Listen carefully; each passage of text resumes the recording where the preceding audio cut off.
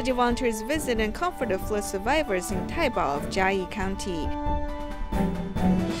City volunteers in Chile reach out to a single mother with a physically challenged child. Welcome to DaAi Headlines. I'm Siri Su. Thank you for joining us.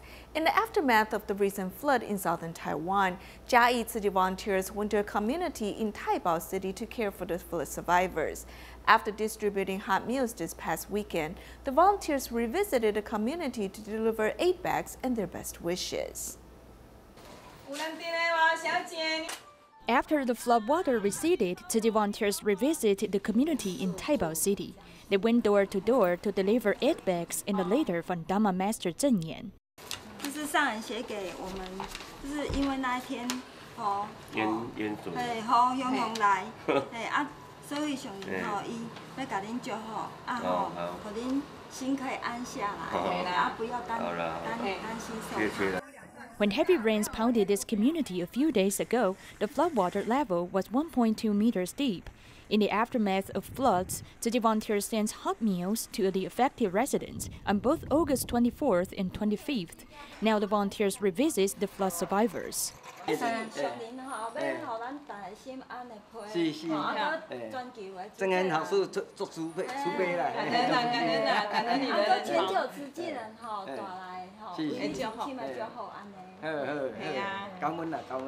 64-year-old Zheng Qiupen, who moved to this community more than 20 years ago, experienced the severe floods for the first time.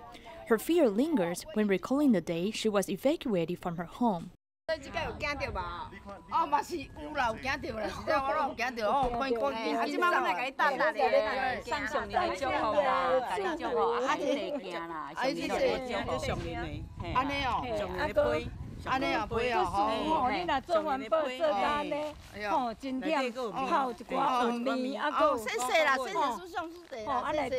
Mrs. Zheng has formed a good affinity with慈济due to her recycling mission over the past 20-some years. Volunteer Chopin sorts a lot of recyclables here every week. We have to come here every week to take and carry the recycled items because everyone in this community sends them here.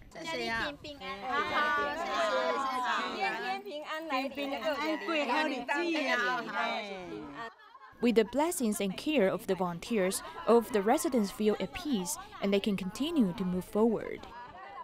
Daling Tzu Chi Hospital medical team went to Zhongzhou village in Dongshi Township to care for the flood survivors. Some of the villagers had various skin infections after being soaked in the floodwater for too long. Psychiatrists were also there to help survivors with their mental well-being.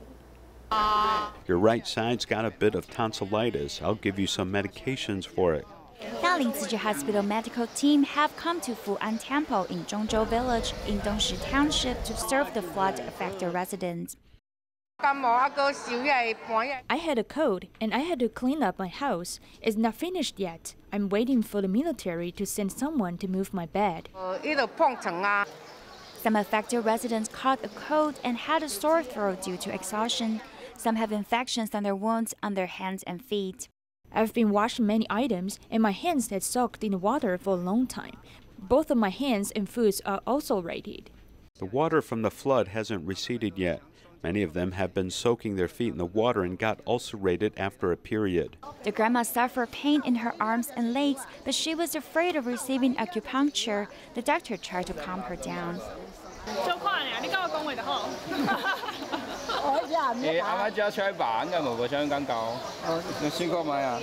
Most of the residents here are seniors. It wasn't easy for them to go to doctors outside the village, and the flood has made it even more difficult. Our primary goal is to talk to them more because I believe physical pain can be healed easily, but their mental stress may cause more pressing issues. To care for the flood survivors' mental health, there are also psychiatrists present to guide them to relieve stresses. We want them to speak out about their feelings and anxieties when experiencing the flood, so we can help them find ways to calm their minds.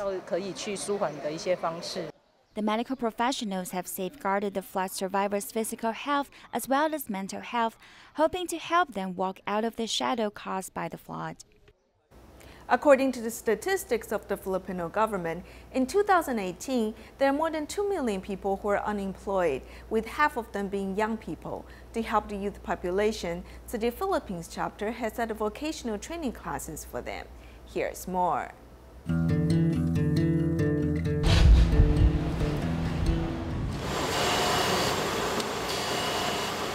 Ako po si Orlando Yeban. I am Orlando. I am 35 years old. I already have 2 children, a boy and a girl. Before coming to Tsiji's vocational training class, I had many jobs. The last one was working as a waiter at a hotel. Isa po akong steward sa isang hotel. Working as a waiter, he earned $10 a day, which is the minimum wage stipulated by the government. Orlando has signed up for Tsiji's machinery training class, hoping to earn more for his family. He attends class 6 days a week, skills learning for 5 days, and Tsiji's humanistic culture for 1 day. Alam na natin sa sarili natin yung mga... We know what having good character is all about. However, at Tsiji, they use Buddhist Dharma and Dharma Master Zhengyan's teachings to explain to us how to build good character and correct behaviors. Up until now, I still enjoy coming to the vocational training classes. I've decided to follow through with it. Nagugustuhan ko po yung ginagawa namin dito, kaya tinuloy-tuloy ko na po siya. Yun po. Wherever you go, the most important thing is your attitude. No matter how good you are so skilled, but if your attitude is very unwholesome, then you are going to be nobody. Good attitude can be seen from the program alumni. I'm Renalyn, 27 years old. I'm currently a mechanical operator at an iron factory in the Philippines. Operating the machines agilely and manufacturing components, Renalyn is now working at an iron factory. She used to work at a convenience store, making $94 every month. As a graduate of Tsiji's first machinery training class, she's now making $94 in just a week. She has improved the financial conditions of her family, supporting her 6 siblings' tuition.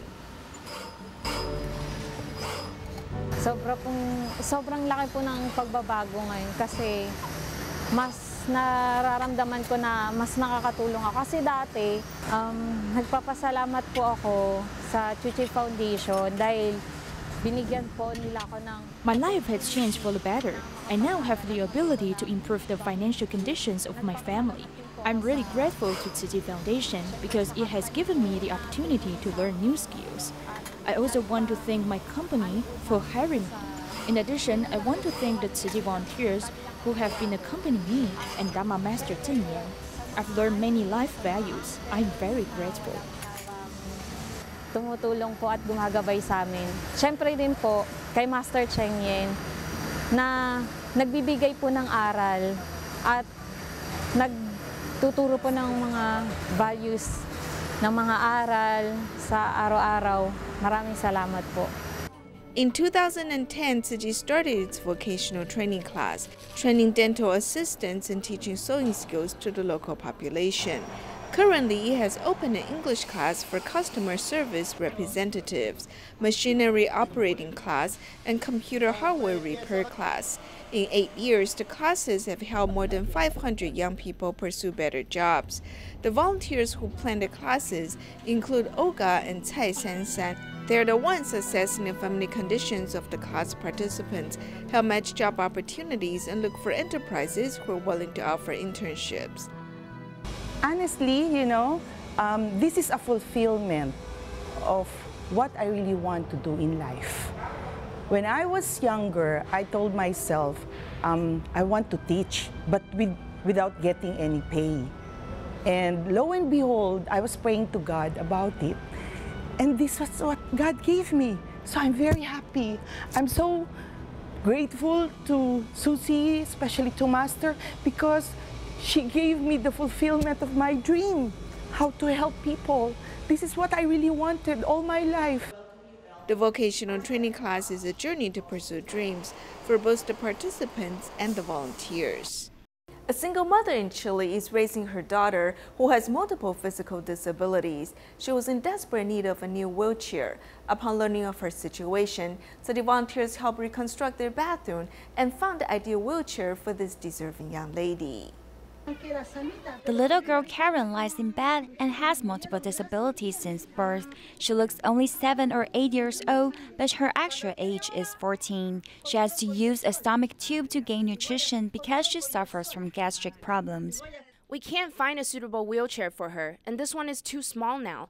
It's not easy to push, so I need to bend over. For her stomach tube to function well, she needs to lie at a particular angle. Her mother has been applying for a wheelchair with a higher back from many organizations, but has never received any response. Karen is still using the wheelchair she had when she was 3 years old.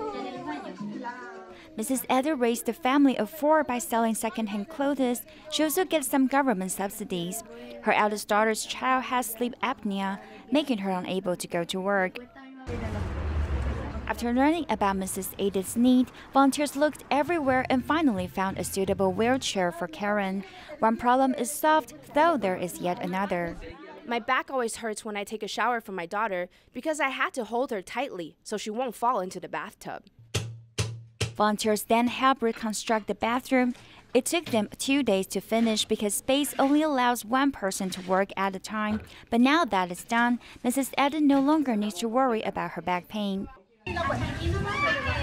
This day, volunteers brought over the new wheelchair. Filled with gratitude and excitement, Mrs. Eden can't wait to take Karen out for a stroll and enjoy the warm, sunny day. After Cyclone Nargis hit Myanmar, Tsuji has been there ever since. The continuous care has cultivated a group of local volunteers, mainly farmers. One such farmer, Woo Ding-tun, is now a certified Tsuji commissioner. He leads local volunteers to conduct monthly home visits for 24 care recipient households.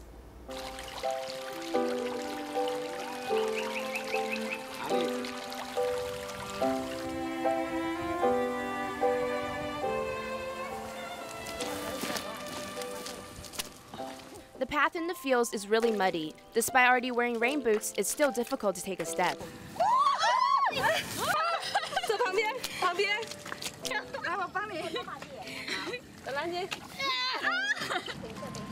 Yangon Tsuji volunteers in Myanmar follow the path of farmer Woo Ting-tun.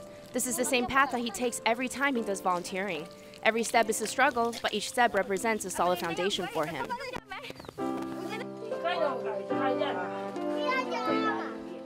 Woo Ting-tun is a Tsuji certified commissioner, and he visits 24 care recipients' households each month.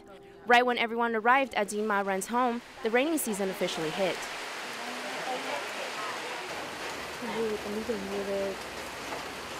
I don't want my daughter to be like me. I want her to be educated.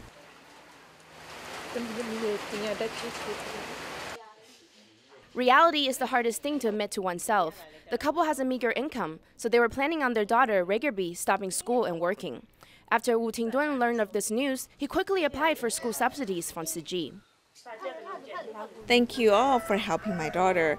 I'll save a handful of rice every day so that I too can help others.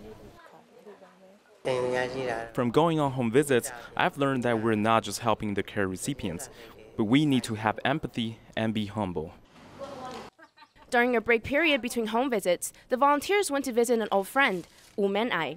He and his wife saved the equivalent of $0.03 US each day, and they have done it for 9 years already.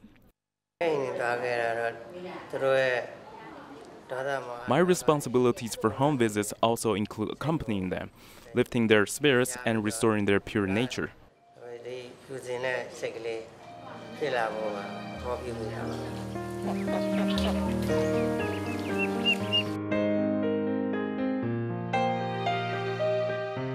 There might be a lot of poverty all around, but each one of them are rich in their hearts due to compassionate giving toward others.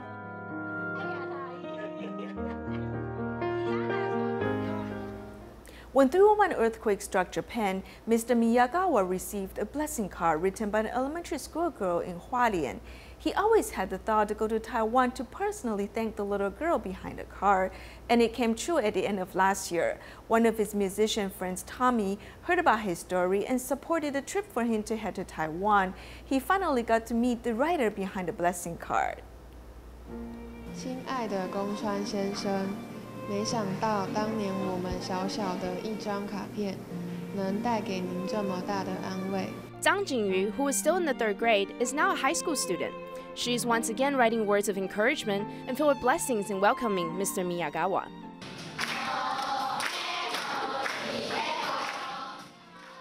The children's cute performance warmly welcomed Mr. Miyagawa and musician Tommy's band. Although it was the first time meeting, they were like family.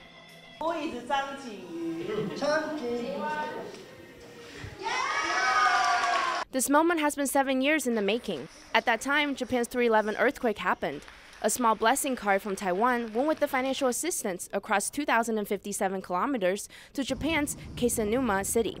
Mr. Miyagawa has been hanging onto the card in the car ever since. Today, he brought the original card with him and finally got to meet the person behind the writing. His wish finally came true.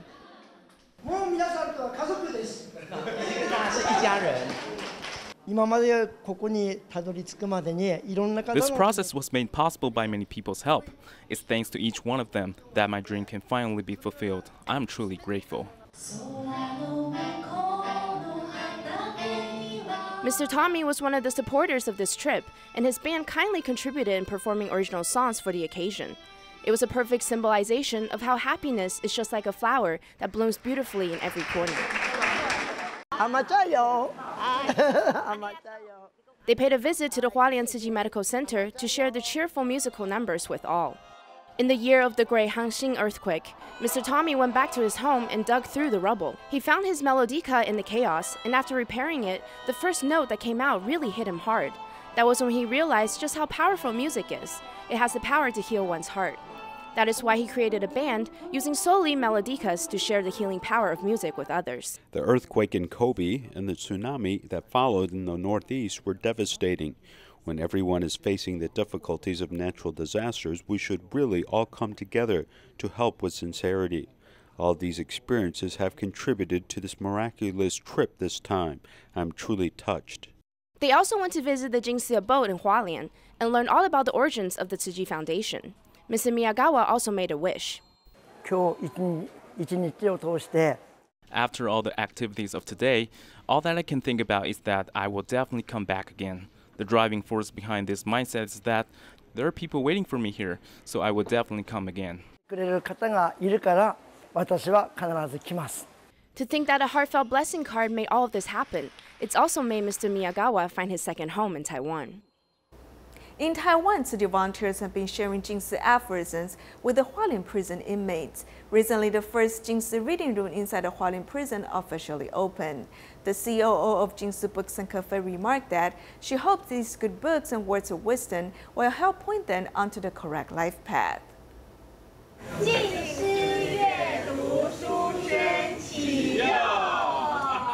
In the bright and cozy space, the bookshelves are filled with Jingsi publications.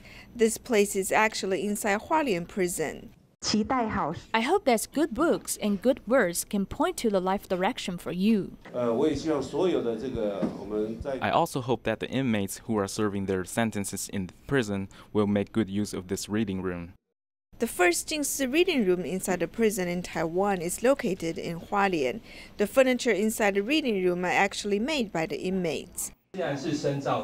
Since we are serving our sentences, we accept things that can help us grow. As we come here to read, we can calm ourselves and reflect upon our actions. The volunteers have also prepared Jingsi aphorisms, hoping these words of wisdom can become mottos of the inmates.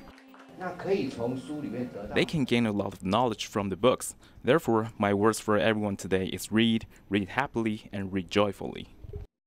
The volunteers hope the inmates will learn the words of wisdom from these books and transform themselves to walk the correct life path. There's a serious issue with how industrial waste is being illegally disposed of. Part of the problem is that it can simply be renamed as reusable material. Many dishonest businesses are buying cheap farmland in southern Taiwan and turning these areas into illegal waste dumping sites. Let's see what the EPA has to say about it.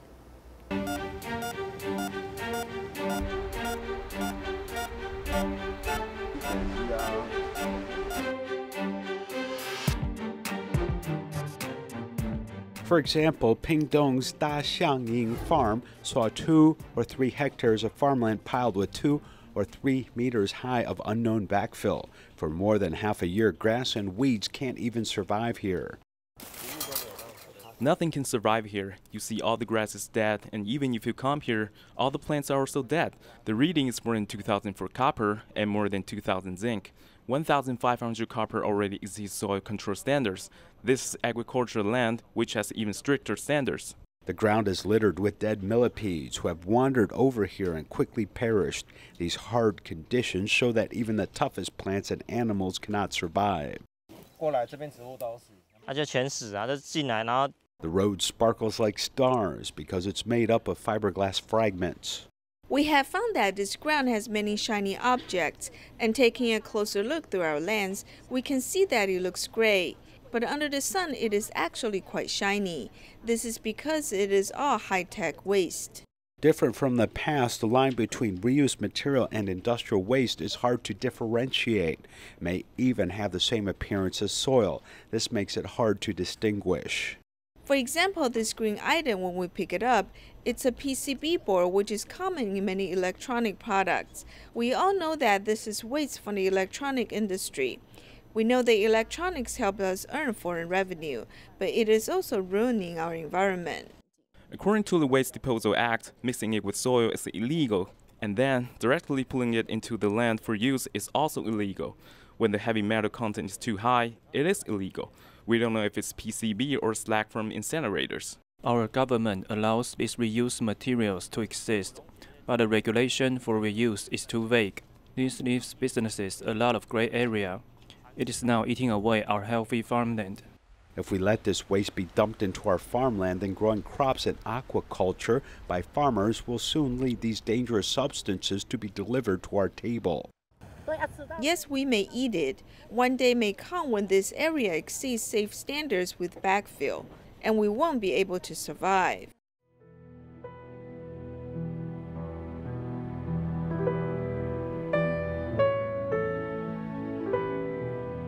Should industrial waste become reused material and later enter the recycling system, then the amount will definitely decrease. There is no way to control where the pollutant is going, or what to do with reused materials, which are not subject to strict laws or disciplinary provisions.